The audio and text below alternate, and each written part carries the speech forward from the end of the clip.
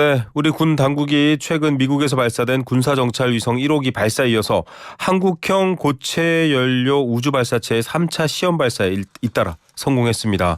이렇게 발사하고 또 위성을 띄워 올리고 하는 것이 어떤 의미가 있는지, 특히 고체 연료 발사체의 의미가 무엇인지 안보적인 차원에서도 봐야 될 것 같은데요. 조한범 통일연구원 선임연구위원 연결돼 있습니다. 위원님 안녕하십니까? 예, 안녕하세요. 네.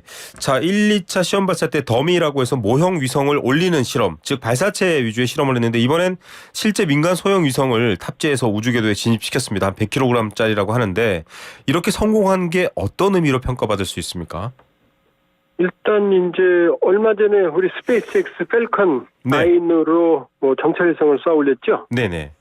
액체 로켓이 사실은 로켓 기술의 총화예요. 네. 값도 비싸고 추력도 강하고 네. 기술도 복잡합니다. 근데 고체는 근데 이제 왜 고체 우리가 관심을 갖냐면 네네.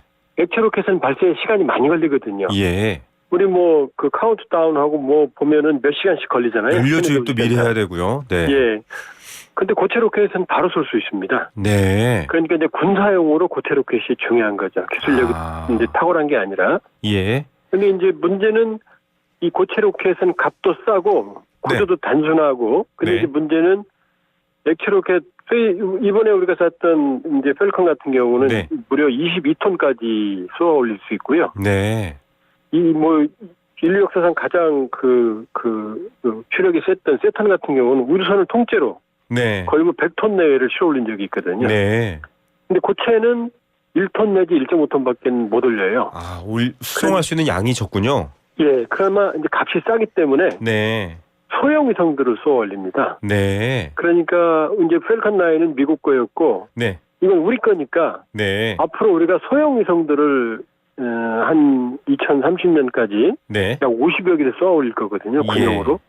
왜냐하면 위성은 공전을 하기 때문에 하나 갖고 안 되거든요. 그렇죠. 그러니까 우리가 고체 지금 추진체를 이용한 로켓 성공했다는 얘기는 이제 앞으로 우리가 원하는 시기에 이 초소형 위성, 100kg대 소형 위성들을 얼마든지 쏘아 올릴 수 있다는 거기 때문에 우주 기술 자립, 자주국방에 상당한 진일보다 이렇게 평가할 수 있어요. 예, 우주 기술 자주국방까지 얘기를 하셨습니다. 사실 방금 위원님께서 말씀하실 때 이게 언제든 쏘아 올릴 수 있거든요라고 말씀하셨는데 사실 액체 로켓은 그 시설 기지에서 점검을 하고 연료를 넣고 하는 장면이 노출될 수 있잖아요. 지금 북한도 해상도가 우리보다 현저히 떨어지지만 정찰 위성을 올렸는데 우리가 쏘아 올릴지 안 쏘아 올릴지를 미리 이제 정찰을 통해서 볼 수 있는 반면에 고체는 볼 수 없다 이건 거죠.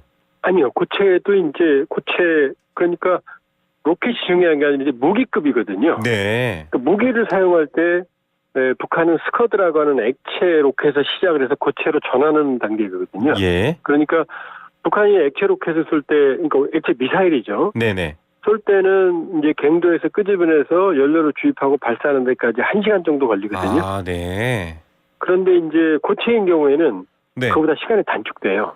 이동용 차량 같은 것에다가 싣고 다니다가 왜냐하면 나와서 연료를 주입할 필요가 없거든요. 그러니까 연료를 주입을 하고 나온다고 하더라도 이 무게나 연료의 특성상 기동의 제약이 좀 있거든요. 그런데 고체는 이제 바로 나와 바로 쏘거든요. 그러니까 액체일 경우에는 북한이 액체 미사일을 쏠 때는 1시간 걸리기 때문에 우리 킬체인 그 시간 25분으로 잡거든요. 탐지, 그러니까 좌표 설정, 사용할 무기 설정, 그 다음에 이제 결심 발사까지. 근데 이제 고체를 사용하게 되면 이 1시간이 아니라 이게 훨씬 줄어들으니까 우리도 킬체인 시간들이 훨씬 촉박해지니까 북한이 고체 로켓으로 무장을 하면 고체 미사일로 무장을 하게 되면 우리 군의 대응 시간이 훨씬 더 빨라져야 되는 거죠. 자, 이번에 3차까지 발사하면서 핵심 기술 대부분 검증했다라고 하는데 앞서 말씀하셨습니다만 위원님께서 100kg급 위성은 언제든지 쏘아올 수 있는 기술력이다라고 하는데 그러면 군사적인 측면에서는 고체 로켓으로 무장하고 있는 북한을 대응하기에 북한의 공격을 대응하기에 좀 충분한 이제 기술적인 확인을 거쳤다 이렇게 평가할 수 있습니까? 어떻게 보십니까? 왜냐면요. 정찰 위성은 보통 이제 500, 400에서 한 800km대 사이에 띄우거든요. 지금 미국에 쐈던 정찰 위성은 우리가 2025년까지 5개를 운용을 할 생각이거든요. 근데 하루에 한 3번 정도 한 번도를 지나가고 한 번 지나갈 때마다 3, 4분 정도밖에 사진을 못 찍어요. 네. 그러니까 한 2시간에 5기 정찰위성을 운영을 해도 2시간에 한 번씩밖에는 안 지나가고 그 2시간 사이에 무슨 일이 일어나는지를 모르거든요. 그렇죠.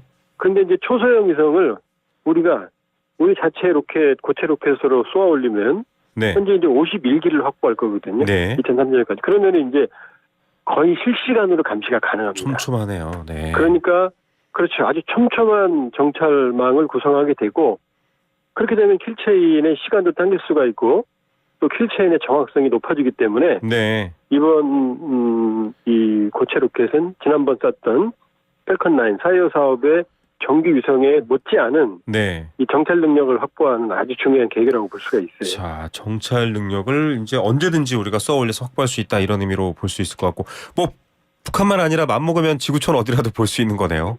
네, 다 볼 수 있죠. 이제 네. 그렇게 되면은. 그러니까 우리가 보고 싶은 데를 다 볼 수 있는 거죠. 네, 우리 국방력 자체, 정보력 자체가 굉장히 좀 나아질 수 있는 아주 굉장한 계기인 것 같습니다.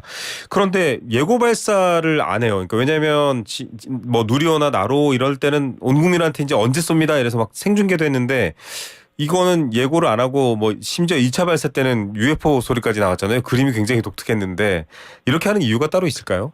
그거는 이제 간단합니다.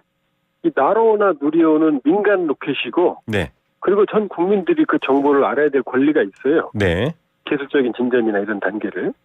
그런데 이번에 쏜 건 군용입니다. 네, 그러니까 상용 로켓을 시험 삼아 윈윈 차원에서 쏘아 올렸지만 이거 군사 무기거든요. 네. 그러니까 지금 이 시간에도 수없이 많은 군사 무기들이 시험 발사되고 시험 과정에 들어가거든요. 그렇죠. 네. 그러면 일일이 군이 공개 안 하거든요. 아, 그러니까 이번의 경우에는 군사 기밀에 해당하는 거고 네, 나로나 누리호는 평화적인 목적이고 전 국민들이 관심을 가지는 사안이기 때문에 네, 당연히 공개했던 거고요. 그러니까 향후에도 이 고체 로켓 같은 이 무기급과 네. 관련된 그러니까 국방부가 주관을 한 거거든요. 그렇죠. 근데 이제 나로나 누리호는 이제 과기부나 이 항우인에서 하거든요. 네. 그러니까 성격이 완전히 다른 거죠. 네, 국방과학연구소에서 뭐 국방이고 안보 기밀 사항일 수도 있겠다 이런 생각이 듭니다. 그런데 말씀하셨던 것처럼 우리의 추력이라든지 고체 연료가 북한 것보다 우수하다 이렇게 기사가 나왔거든요. 예. 실제로 북한도 지금 자체 개발해서 스커드를 액체형에서 고체형 연료로 다 대체해 갔다 이렇게 말씀해 주셨는데 비교해 보면 어떻습니까? 지금 이번에 성공한 것과 비교해 봤을 때 우리 기술이 더 앞서고 있다 이렇게 판단할 수 있습니까? 북한이 완전히 고체 미사일로 대체한 건 아니고요. 네네. 이제 고체 미사일로 대체가는 과정 중에 있다 이렇게 볼 수 있고요. 네. 고체 로켓의 특징의 이제 핵심 중에 하나가 뭐냐면 고체 연료입니다. 네. 이 연료가 복합제거든요. 네. 그러니까 휘발유를 태우는 게 아니라 성냥처럼 이렇게 덩어리를 태우는 거거든요. 네. 그런데 그 덩어리 복합 물질들을 압축하는 기술이 고도의 기술이 필요하고 네. 그 압축하는데 이 조금이라도 틈이 생기거나 네. 크랙 금이 가면 폭발해 버리거든요. 아, 네. 그러니까 그 압축 기술이 아주 중요하고요. 또 이 보관이나 이런 데에 상당히 고도의 기술이 필요한데 네. 북한이 거기까지 갔을 가능성은 높아 보이지 않고요. 예. 그렇게 보면 우리는 이 미사일 기술이 고체, 그러니까 군용 기술의 경우에는 고체에 기반을 두고 출발을 했거든요. 예. 근데 북한은 거꾸로 액체, 구형, 수련체, 스커드, 액체 미사일을 시작해서 고체로 바꾸는 과정이고, 네. 우리는 이미 군용 미사일 대부분을 고체로 활용을 하고 있는 상태에서 지금 우주 발사체를 개발한 거니까 우리는 세계적인 수준이라고 봐도 무방하고, 네. 북한은 초기적인 고체 연료 기술을 가지고 있다 이렇게 볼 수 있는 거죠. 흔히 우리 국민들께서 잘 알고 계시는 현무 3인가요? 이런 네. 미사일은 이미 고체 그럼요. 연료인 거죠. 네. 예, 한국군이 쓰고 있는 무기급 미사일은 100% 고체라고 보시면 됩니다. 예. 군 관계자가 우리 발사체가 1.5배 이상 추력도 크다라고 했습니다. 그만큼 성능이 더 좋다는 소리일 텐데 그러면 많은 분들이 이제 위성 발사를 성공했잖아요. 예. 이거 ICBM 갖고 있는 건가요? 라고 되물어볼 수 있는데 대답을 군 쪽에선 애매하겠습니다. 뭐 기술은 같은데 뭐 ICBM으로 쓰진 않을 거다라고 했습니다만 국민들이 그렇게 받아들이지는 않으실 것 같아요. 어떻게 보십니까? 정확하게 말씀드리면요. 네. 시카를 강도가 쓰면은 이 흉기가 되는 거고, 네. 조부가 쓰면은 요리를 하는 이 칼이 되는 거거든요. 그렇죠. 그러니까 우리는 지금 시카를 쓸 이유가 없죠. 왜냐하면 우리가 ICBM을 가지고 뭐 그 먼 나라를 공격할 이유가 없고, 예. 안보적인 필요가 없죠. 네. 기술은 가지고 있다고 보시면 되는 거고요. 예. 그렇다고 해서 우리가 ICBM을 개발할 필요가 없죠. 예, 그렇군요. 우리가 지금 안보적인 역량은 한 번도 전구 주변 정도라고 볼 수 있고 그 정도의 미사일 기술, 그러니까 한반도 전장 상황에 영향을 미치는 범위까지는 우리의 자주적인 안보 능력이 확보가 됐다 이렇게 보시면 되죠. 그러니까요. 그러면 뭐 사실 실질적으로 가장 큰 군사 위협을 가하고 있는 곳이 북한이기 때문에 대비를 만전을 기해야겠지만 혹시 모를 주변 국가의 어떤 안보적 불안 상황에서도 대처할 능력이 있다 이렇게 평가할 수 있겠네요. 그러니까 가상적, 그러니까 저기 무슨 뭐 아프리카나 남미에서 우리를 위협하진 못하죠. 네네. 그러니까 한반도 전구의 범위 내에서 위협 요소들은 충분히 제압할 만한 능력을 가지고 있고 우리가 이제 북한의 미사일에 너무 민감해서 그렇지. 네네. 사실 우리는 세계적인 미사일 선진국입니다. 네. 지금 공대공 정도 미사일만 우리가 한계가 있지. 네네. 모든 미사일을 자체 생산하고 있고. 네. 심지어는 같은 가격대의 미국 거보다는 더 성능이 좋고. 네. 정밀도도 왜냐하면 우리가 전자기술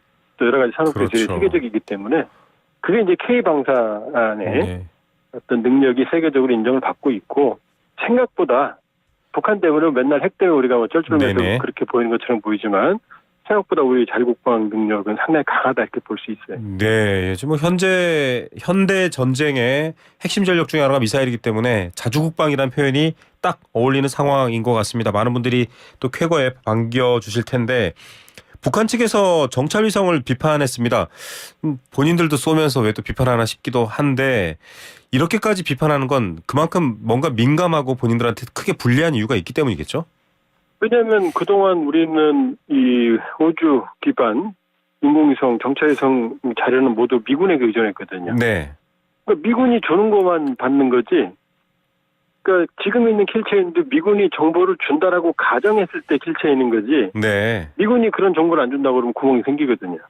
그런데 이제는 우리 스스로 쉽게 말하면 김정은 위원장 동선까지 볼 수 있습니다. 아, 네. 근데 김정은 위원장이 공개 활동을 많이 하잖아요. 그렇죠. 그러니까 우리가 다 실시간으로 볼 수 있는 거죠. 볼 수 네. 있고 우리가 원하는 데를 원하는 시간에 볼 수 있다는 겁니다. 예. 그러니까 아무리 동맹이지만 미국이 안 주면 그걸로 우리는 뭐라고 할 수 없는 상황에서 이제 우리 스스로 제가 뭐 오늘 자주국방이라는 표현을 많이 씁니다만 우리 스스로 볼 수 있는 정찰 능력 눈이 생겼다. 네. 그러니까 굉장한 쾌거라고 볼 수 있죠. 미군 없이 우리가 한반도 상황, 특히 북한 상황을 면밀하게 볼 수 있다. 이런 측면에서 대단한 것 같습니다. 9.19가 사실상 9.19 합의가 파기되었고 사실상의 파국을 맞고 있는 상황인데 어떻게 보면 좀 경쟁적인 것 같기도 하고요. 지금 이런 상황에서의 우리 기술의 발전, 좀 북한을 억제하거나 한반도에 좀 뭐랄까요, 예측 못한 충돌이 생기지 않도록 막을 수 있는데 큰 기여를 할까요? 어떻게 평가하십니까? 네, 지금은 뭐 한반도의 긴장 9.19 합의까지 사실상 효력이 전면 정지된 상황에서 군사적 긴장이 커지죠. 바람직한 상황은 아닙니다. 네. 그러나 북한이 지금 한반도 전역을 상대로 한 미국이 아니라 이 동포를 향해서 지금 핵 전술핵 운영 부대의 공격 훈련을 수시로 하고 있거든요. 네네. 이공에서는 일단 안보적으로는 철저하게 대비를 해야 됩니다. 네. 그런 면에서는 이 자주국방 능력을 키우는 건 중요하고요. 네. 다만 이제 우발적 충돌이라는 문제가 있기 때문에 이 한반도의 군사적 긴장을 관리하는 그런 이제 노력도 병행을 해 나가면서 북한의 위협에는 원칙적인 대응을 확고한 대응을 할 필요가 있죠. 네. 강도의 칼이 우리 집에 들어오지 못하도록 아주 정말 튼튼하고 멋진 칼과 눈을 선보이는 상황이었으면 또 그렇게 된 것에 대한 쾌거 국민들이 반길 것 같습니다. 오늘 말씀 여기까지 듣겠습니다. 감사합니다. 네, 고맙습니다. 네, 조한범 통일연구원 선임연구위원이었습니다.